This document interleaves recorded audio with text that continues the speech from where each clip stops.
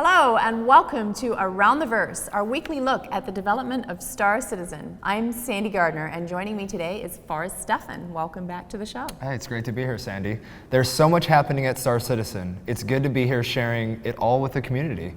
I've heard there's something new going on with the referral program. Is that true? Yes, it is true. For those that haven't heard, the referral program rewards anyone who gets a friend to download Star Citizen using their unique referral code. Soon, we'll be adding new levels to the reward ladder. And if you already have the points for the new levels, will you still get the new rewards? Yes, you will, as they'll be given retroactively. But what I'm excited about is the new referral competition that we're going to launch at the same time as the updated referral program. I don't want to spoil the official announcement, but all I can say is Pink Dragonfly. Whoa, that is pretty sweet. I love the Dragonfly and also love pink. Not a lot of ships can operate both planetside and in space. And with the holiday this weekend, we're actually holding a sale that includes the Dragonfly and 3 other mini ships, the Merlin, Archimedes, and Argo. And we're having a free flight this weekend. So if you've been thinking about playing Star Citizen, you can try out the Super Hornet for free. Both offers start tomorrow and end on Tuesday. We also have an exciting bit of news to share. Tomorrow, the 3.0 production schedule will be released. There will be some great new features that Chris will go over in the newsletter. We have a great piece coming up in today's show. We're taking a look at the Aegis Javelin in a brand new ship shape. That's right, but first, let's go to the UK for their studio update. Hi everyone, I'm Aaron Roberts and welcome back once again for the UK Studios update. I'm actually visiting our LA studio today, so these surroundings may be familiar to many of you. Anyway, back to our update on what we've been up to over in the UK. As always, things are really busy there, and we're in the middle of a large number of sprints for both Squadron 42 and Star Citizen. So let's start with the technical sprints from the programming department. The player interaction sprint is proceeding at full speed. We now have sub-objects highlighting, so now rather than outlining a whole mesh, we can choose individual parts. This is especially useful in cockpits when you want to interact with individual buttons and switches. Our new placement system has also come online, so you can choose where and with what orientation you set down objects.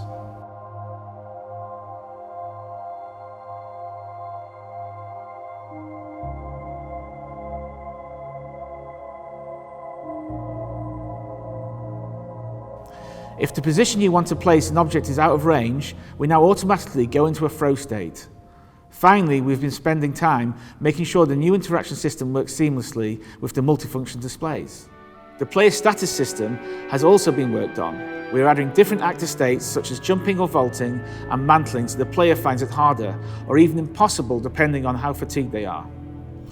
We have added in the mass of the suit and weapons to influence the player's stamina, as well as creating a breathing state component to bring together the player's status with the procedural breathing animation and sound.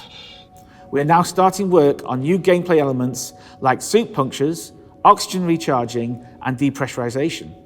We've also invested time in the conversation system tech, creating a tool to help simplify setting up complicated conversations when you've got multiple actors all part of the same scene. Moving on to our UI team, the front-end skeleton framework for kiosk shopping has started.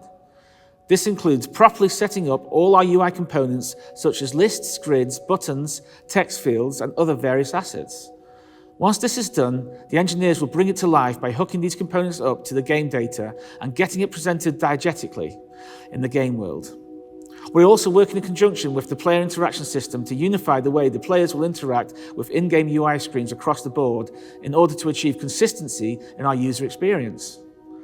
This means the same underlying system to interact with an MFD in a ship seat will be applied to all in-game terminals, wall-mounted displays, and kiosks, making interaction with in-game displays feel much less clunky and constrictive. In anticipation of the graphics team work on the new render-to-texture tech, the UI team has done a round of testing using our current helmet interiors to see how well the UI could look rendered onto a glass surface on the interior. As opposed to our current solution, the new RTT tech will eventually allow the UI to render properly in the rendering pipeline, making it feel much more integrated with the game world than it is currently. What we're mainly checking for at this point is how well the text will read at various sizes, as well as any post-processing knock-ons that might potentially negatively impact the legibility of the UI, such as motion blur or chromatic aberration. Another thing we're watching out for is what kind of impact the new incoming dynamic field of view system might have on the UI. The new dynamic field of view system will allow such things like the HUD and 3D helmet interior to remain roughly the same size on screen when setting a lower or higher field of view. The audio team has been involved in all gameplay features like the Buccaneer surface outpost, Squadron level development, and the actor status system. Work has continued on the audio propagation system to make audio respect walls, doors, and paths. Our current system just has audio triggers playing from their point of origin and either being occluded or unoccluded, but always playing from their source position. The new propagation system will mean that a sound playing inside the room will appear to anyone listening from outside the room to emit from the door, a window, or any other opening. This extends to other rooms, so a sound playing 4 rooms away will navigate the doorway and the area in between in order to reach the listener. Also, the first and second pass of the mix management system has been completed. This is a virtual mixing console that can be applied to certain areas or rooms. It allows the creation of mix snapshots that can apply volume, filter or effect settings on any parts of the audio mix with faders and data forge that can be tweaked in real time. Setting up and organizing these areas and mix snapshots will allow for easy adjustment of the audio mix. Finally, a lot of progress has been made on the Word Up dialogue tool to manage the huge amount of spoken lines in the PU and S42. Charlie points lost. Bastards took Charlie. The concept team has been working on finishing off the Gemini ballistic shotgun and a new ship weapon manufacturer known as Preacher. In terms of the environments and structures, work has been continued on the truck stop interiors, satellite interiors, Microtech new babbage and dressing for the modular habitation modules. The environment team has been refining the surface outposts with technical engineering and habitation spaces coming together with their preliminary dressing passes. The exteriors are now mostly complete. We are also looking into lighting variations for the procedure system to add more complex setups for the lighting states. The grey box for the truck stop space station is continuing, and now all the building set pieces have been established, and we are now in the detail phase. On the satellite sprint, the communication archetype is close to being white box complete, which means the modules and classifications that were specified by design have been visually explored. Our ship team has been continuing work on the Hull C and Reclaimer, as well as including the new light controller work.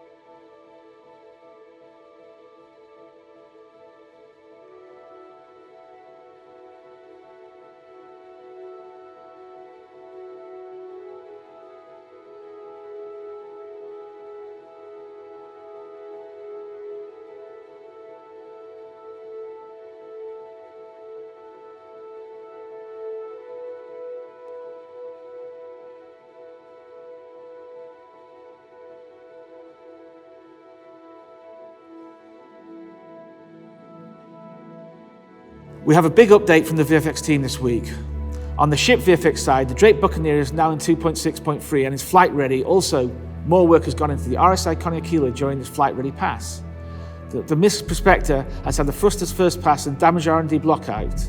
The new GPU-driven engine trails have also had completed their initial implementation pass, and work is continuing on this. On the weapon VFX side, we've improved our style guide, bringing in a new system that helps us to define the visual style of a weapon based on manufacturer and energy type. The KLWE Gallant Energy Rifle rework has had its first pass along with the APR Scourge railgun.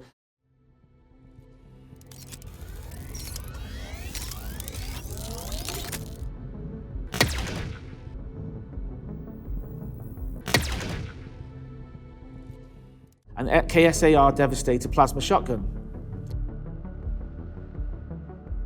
We've also rolled out our layered impact library. Previously, our impacts were per weapon and per surface type, but the new setup allows us to layer up individual elements which give us more flexibility and less maintenance. The animation team has been working hard on a lot of technical aspect groundwork and previs this past month. Work includes improving the functionality of the shouldered weapon state to get the railgun ready and playable for 3.0, as well as polishing the functionality of the prone set, making it ready for code to work their magic on fixing any edge cases. Breathing and stamina work has continued to be polished to create a solid look and feel for player breathing across multiple states, such as normal, tired, and hyperventilating. The no weapon jumps are getting a pass to bring the animations more in line with the mocap rather than the technical first pass implementation we gave them, and there has been a lot of continued iteration and improvement of weapon reloads across the Devastator shotgun, Gallant Arrowhead railgun, and the new pistol. Meanwhile, the Derby studio has continued with facial animation for Squadron 42 cinematics and Star Citizen. They attended a facial shoot down in London for 3.0, and members of the team took a trip out to the LA studio for some exciting facial animation R&D meetings. This should really help us speed up production of the huge dialogue needs for both Squadron and the PU. Well anyway, thank you again. That's it this month from Foundry 42 UK. I hope you all had a good glimpse into all the areas we're focusing on in the studios here. As always, I really want to thank all the backers for giving us the opportunity to make this amazing game, and of course our subscribers who through their continued support allow us to get all these updates out to the community. Take care, and I'll see you in the verse. That brings us to our next segment. When designing a new spacecraft, it's important to look at other ships from the same manufacturer. Yeah, there's a lot to be learned from the past development. Applying these lessons to the new designs for new spacecrafts can help speed up the development process significantly, which is exactly what the ship artists on the Javelin, on the Aegis Javelin did. So take a look.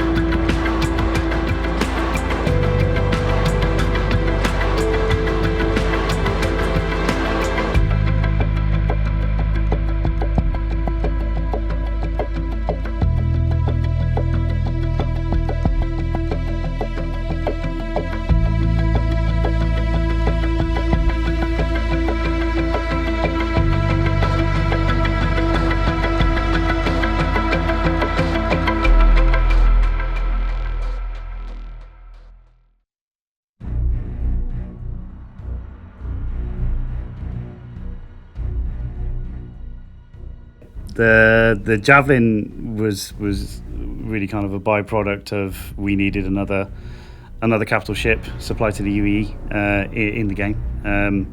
We already had the Idris. We knew it was going to be Aegis manufactured, so I kind of wanted to extend the style and aesthetic of the Idris into the Javelin. Not only for the interior stuff but also the exteriors. So from a production point of view, the Javelin, we had the wealth of experience that we'd learned from developing the Idris, and really kind of we could almost kind of, so we say, hit the ground running. So there was a lot of similarities in the aesthetic and the general kind of design between the Idris and the Javelin. It's really about kind of taking that aesthetic and those spaces and recycling. You kind of hear me on about the 60-40 split, recycling about 60% of the Idris and then putting the 40% spin on the Javelin for the interiors.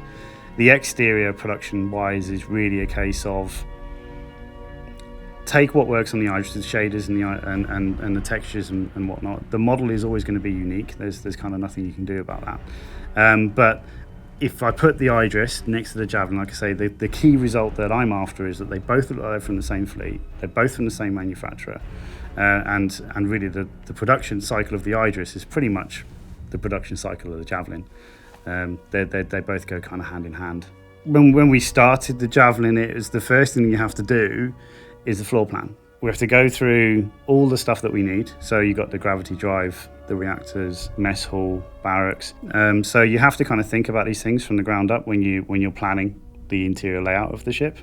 And what I'm really pleased about with the Javelin is that we managed to get 3 concise decks kind of planned out. So if you look at the ship from the side, the lower decks are engineering, and it's kind of very hot and sweaty and a workman's kind of place, right? And then you hit the mid decks, which is habitation, and that's, again, it's no mistake. You kind of first class on a Boeing is up front. There's no engine noise and stuff. The middle of the Javelin theoretically would be the quietest area of the ship. So that's all kind of laid out correctly. And then you go to the top deck, which is the technical area. So you've probably heard me talk about like the archetypes before, which is technical, engineering, habitation and medical. If you look at any kind of section of the Javelin from any angle, you can see clear, concise breakouts of those archetypes. They've all got their place, like an architect's designed it properly, right? And that's what you get from the Javelin, which I'm really pleased about, because then it means that you get this clear, concise cut between habitation, between engineering and between technical. Whereas some of the other ships, they kind of have fallen a bit where you'll go from a technical area into a habitation and back into a technical area. That doesn't happen on the Javelin. It's extremely like per deck. If one section of the ship gets damaged or goes down, it's very much like a huge cruise liner. So if that hull gets hit, it will shut itself down. So we've got these huge bulkheads with massive doors that kind of will just go, okay, you're out now, shut down, and then it's up for the engineer to start rerouting power. The Idris has this huge hangar that kind of runs through the center of the ship. The Javelin doesn't. It has like a very kind of small, almost like a utility hangar for a drop ship. It is cool though, the hangar, the best thing about the hangar is the floor. Dan ingeniously designed it. It pretty much kind of becomes the door. Essentially you have to land on a platform and then that platform lowers in, but that platform when it's up is actually the doors, quite cleverly. And when you're actually inside the hangar and you see everything kind of moving up from traffic control, it's pretty awesome. So the main differences between the Idris and the Javelin is we've obviously got the hangar space difference. It doesn't really kind of carry as many craft. It's not got its own utility vehicle, but it has got an awful lot of weaponry. The whole ship's pretty much kind of caked in turrets. And we've done this really cool thing on the back of the ship where the remote turrets that are actually on the track system. At the moment when you're flying towards a ship, you kind of don't know if a turret's in operation or not, unless it kind of goes down inside the hull or something like that. And not a lot of our remote turrets do that. But what we've done is we put the whole turret on a track system. So when they're not manned, they rotate back and go to the back of the ship between the thrusters, so they're in the most shielded area when they're not being used. But that way, as a player, when you're approaching one of these things, you know if it's got its turrets up in defence or not. These huge things have gone way past just being a very pretty asset in space. They're completely functional, and they're also kind of extremely kind of fun to run around and have a shootout. So my background is FPS multiplayer maps. I run around ships looking at kind of gameplay and how you can make interesting gunplay and all that kind of stuff, and making sure the level's balanced. On the ship production side of things, we've got to keep quite a few people happy. So obviously there's the backers who you know, without them none of this would happen, so we have to kind of take their feedback on board. We done the Big Guns trailer back in November, I think it was. It was for CitizenCon, or around about that time. The ship has gone through a couple of design changes on the exterior since it first went out, simply because in the UK we have a habit of making things bigger, which has a domino effect to everything, which is certainly the case on this. There was a specific shot in that video that I'd done, and Toby done that one actually, and it showed the bridge, and of course there's a crossbar across the bridge, and it kind of was blocking the captain's view if he would have to get to a certain point in the bridge to kind of see. So we saw that, we saw the feedback on the forums, and we've gone back and remedied that, and we've taken that as an opportunity then to actually kind of generally just make the ship's bridge kind of feel a lot more kind of tangible, a lot better. And we've also got the cutscenes going in now for that stuff for Squadron. So with Hannes and myself, we're looking at it and how we can flood as much kind of natural light into these areas. So there's some very kind of cool windows that are turning up, and the Javelin is actually kind of far more so than the Idris has far more exterior views throughout the whole ship.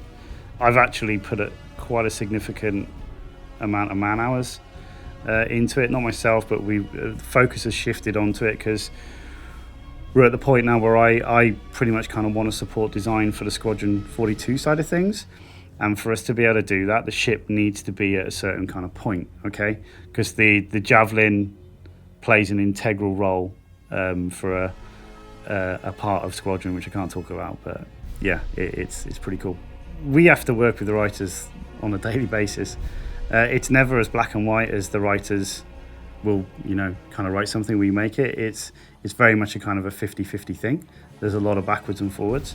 So, we may end up kind of blocking out a new area, and then that may kind of feed back into the script somehow, and into the writers doing something far more creative than what I would originally have kind of thought about. But it also works the other way. So the writers, they'll come up with ideas that feed our inspiration. This is where it gets really kind of complicated. So from an art production side of things, we hand the ship off to tech design. Tech design are then going to go and do their pass with obviously the balancing of the weapons, the balancing of the thrusters, the maneuverable thrusters.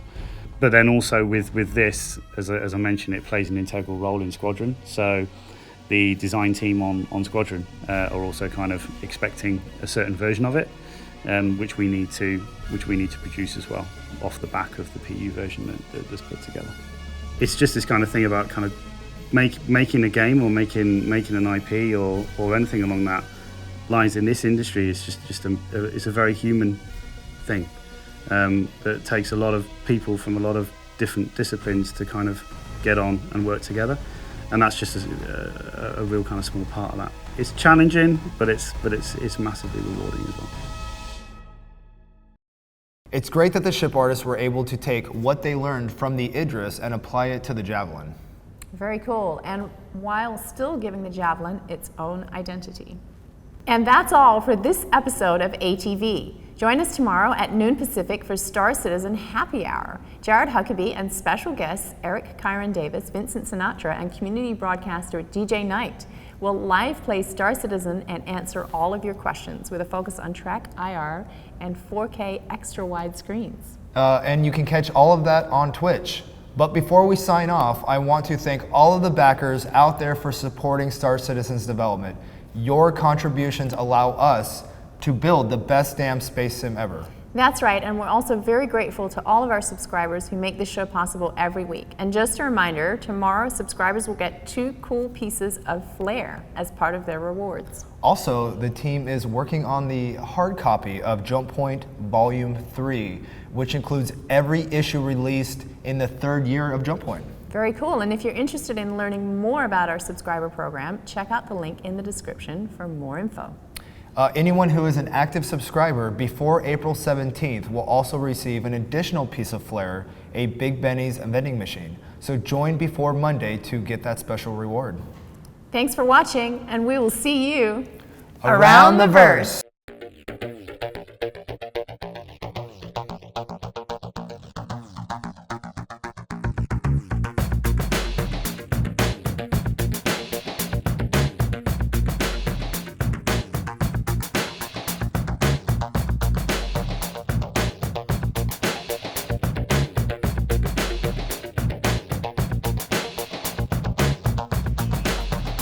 Thank you for watching. So if you want to keep up with the latest and greatest in Star Citizen and Squadron 42's development, please follow us on our social media channels. See you soon.